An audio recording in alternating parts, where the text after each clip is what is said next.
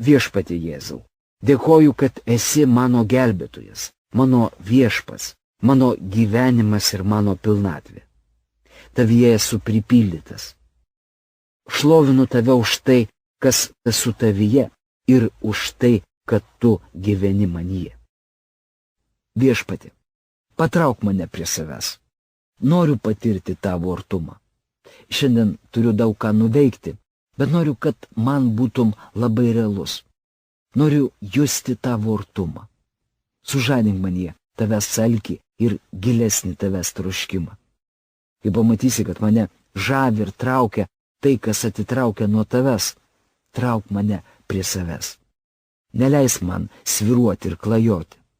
Sužadink manyje tokį tavęs troškimą, kuris visą dieną valdytų mano kalbą ir elgesį. Ar gerinate santykius su Dievu? Ar jam skiriate brangiausią savo laiką? Ar bendravimas su juo jums yra pirmaeilės svarbos dalykas? Ar siekite jam atsiduoti visą savo sielą, protu, širdimi ir jėgomis? Ar jis yra pats svarbiausias jūsų gyvenime? Ar mylite jį labiau už viską? Ar trokštate jį pažinti? Ar apskritai jo norite? Tad jei toks jūsų požiūris į gyvenimą, galite būti ir milijardierius, bet turtai žalos jums nepadarys, nes žinosite, kad jūsų turtas ne žemėje, bet viešpatyje. Būsite jam klusnus, vykdydamas jo paliepimus. Išgelbėjęs Dievas Tėvas atskyrė mus savo, kad jį mylėtume, garbintume ir jam tarnautume. Kiekvienas jo vaikas yra ypatingas. Be to sakoma, kad mes esame išrinkta Dievo nuosavybė, ypatinga tauta. Kai išpažinome visą savo nuodėmes, dėl jų atgailavome ir priėmėme Jėzų Kristų kaip savo gelbėtoją, Dievas per savo sūnaus mirtį mums atleido. Visos mūsų praeities, dabarties ir ateities nuodėmės atleistos teisiniu pagrindu. Dėl to esame Dievo vaikai.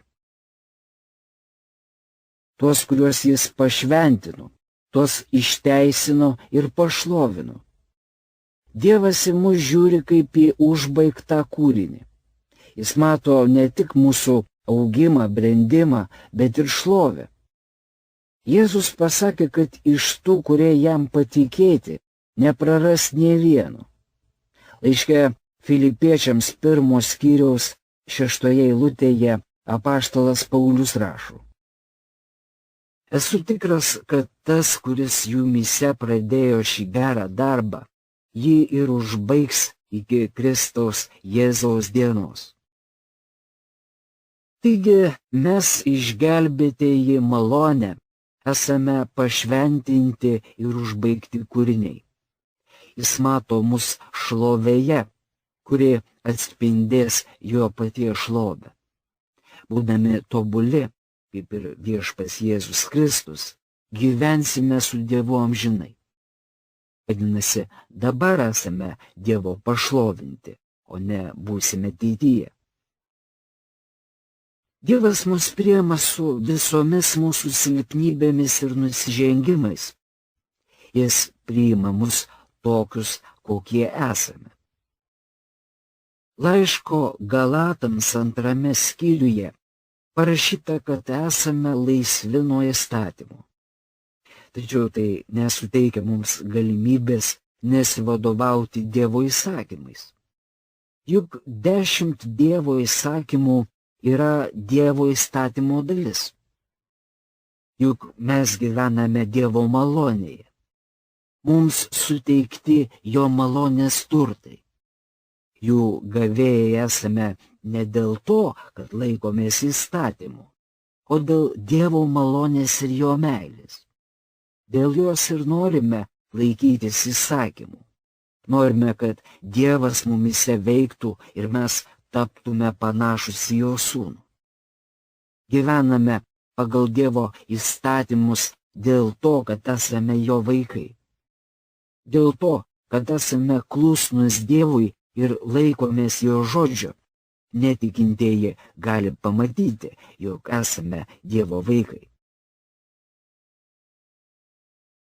Visiems, kurie jį priėmė, jis davė galią tapti Dievo vaikais, tiems, kurie tiki jo vardą. Mums suteikta garbė į visą gali, visą valdį, visą žinį šios visatos Dievą kreiptis tėvę. Kai Jėzų laikome savo geruoju ganytoju, Dievas tampa dar artimesnis. Vadinasi, jūs jau nebesate ateiviai ar svetimi, bet šventųjų bendrapiliečiai ir Dievo namiškiai. Ta akimirka, kai priėmėte Jėzų Kristų kaip savo gelbėtoją, tapote Dievo šeimos ir Kristaus kūno nariu. Dėl to šiame pasaulyje visi tikintieji yra kažko panašus. Mes ne tik Dievo vaikai, bet ir jo namiškiai, gyvenantis jo karalystėje. Bet to esame ir dangaus piliečiai. Dievas mums parūpino viską. Su juo artimai bendraujame. Turime visas garantijas ir esame paženklinti jo antspaudu. Taigi ryte pabudę prisiminkite, jog esate apdovanotas Dievo malonė. Dievas apie viską pagalvojo ir žino visas jūsų reikmes. Jei jūsų poreikius tenkina ne Dievas, vadinasi, kas nors bus praleista, ar į ką nors pažiūrėta pro pirštus.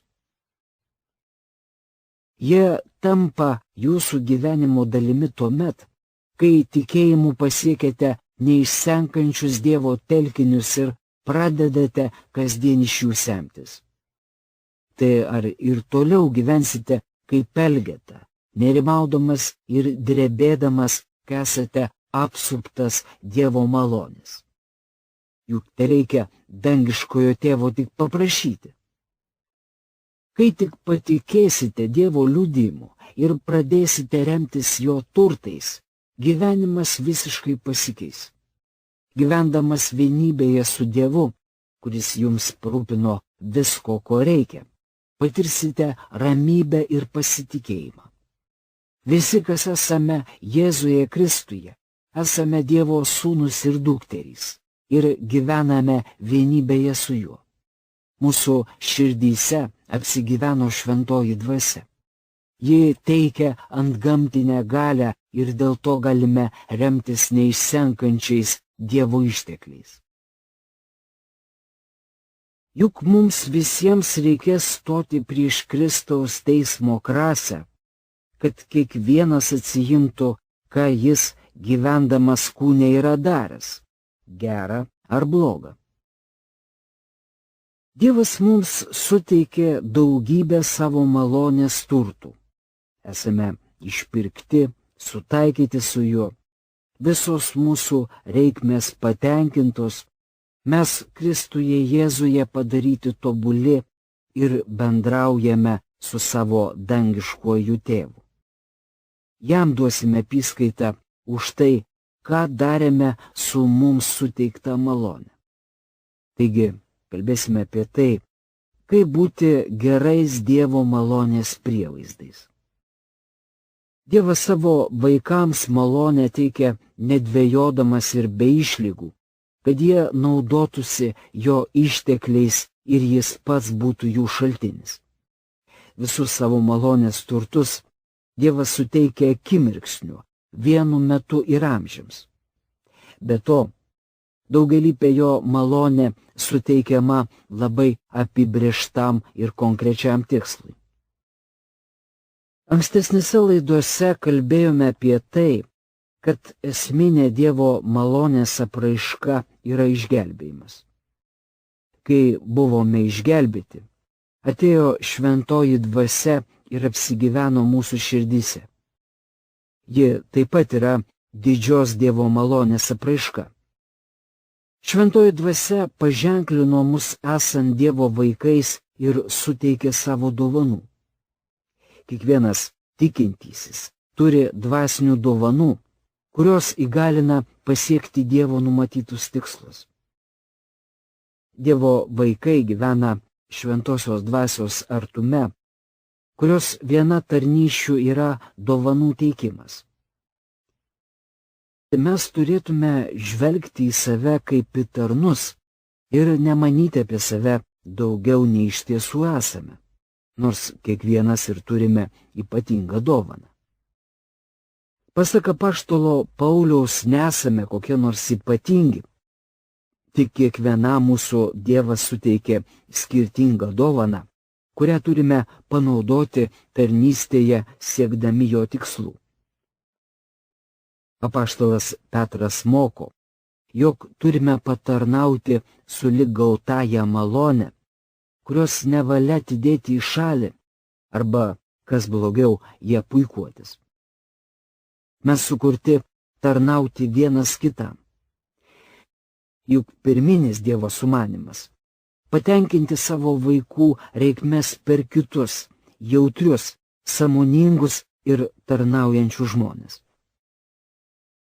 Tarkime, turite kokią finansinę reikmę ir šaukėtės Dievo pagalbos. Jis juk nenumes jums maišo pinigų iš dangaus. Veikiau prabils į kito žmogaus širdį. Dievas nesušuks balsu iš dangaus, kad jūs padrasintų ar paguostų, bet panaudos kito lūpas ar rankas jūs apglėbti. Na, o kai jūsų artimas nusišypso, juk pralinksmėjate. Taip ir per jūs jis reiškia savo malonę kitų reikmėms tenkinti.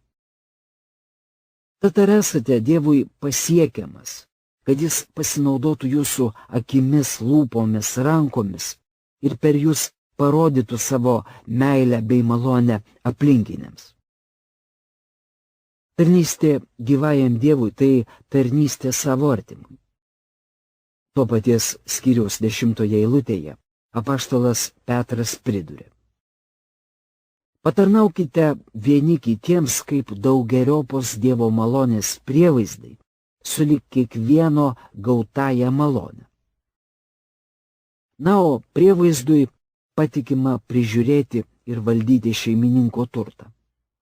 Akivaizdu, kad tas turtas prievaizdui nepriklauso. Taip ir mes valdome, prižiūrime, panaudojame Dievo suteiktas dovanas, už kurias vieną dieną duosime apyskaitą. Geras prievaizdas tai gerai suvokia ir energingai bei puikiai tarnauja kitiems. Jis savo dovanas panaudoja ne iš dalies, bet pagal savo išgales, nemurmėdamas, o noriai ir su džiaugsmu. Toliau 11 eilutėje apaštalas Petras dvasios dovanas suskirsto į dvi kategorijas. Jis rašo: jei kas kalba, te kalba kaip Dievo žodžius. Jei kas tarnauja, tegul tarnauja kaip Dievo apdovanotas jėgomis, kad visuose dalykuose per Jėzų Kristų būtų šlovė Dievui. Jam garbė ir valdžia per amžių amžius. Amen. Dievas nutarė tenkinti Kristaus kūno narių reikmes per patarnaujančius tikinčiuosius ir taip jį auginti. Kai Kristaus kūnas naudoja malonės dovanas ir jomis tarnaujame vienas kitam, patenkinamos visos kūno narių reikmės. Mes juk esame didžių Dievo malonės turtų gavėjai. Jais turime ne tik džiaugtis ir mėgautis, bet ir panaudoti ne savo, o kitų geroviai pasiekti. Prašykite Dievo išminties, kad būtumėte jautrus tiems, kurie turi reikmių ir nedvejodamas, nesviruodamas, nesibijodamas atstumimo, galėtumėte jiems patarnauti jums suteiktą Dievo malonę. Jumise apsigyvenusi šventoji dvasia įgalins parodyti Dievo malonę tiems, kuriems jos reikia. Dangiškasis Tėve, dėkojame Tau, kad mus myli ir esi maloningas bei geras. Meldžiame, kad tavo šventoji dvasia šią paprastą tiesą apreikštų visiems klausytojams ir suteiktų malonę ją pasikliauti, ją pritaikyti ir pasidžiaugti reikmės valandą. Meldžiame to mūsų viešpaties Jėzaus Kristaus vardu. Amen.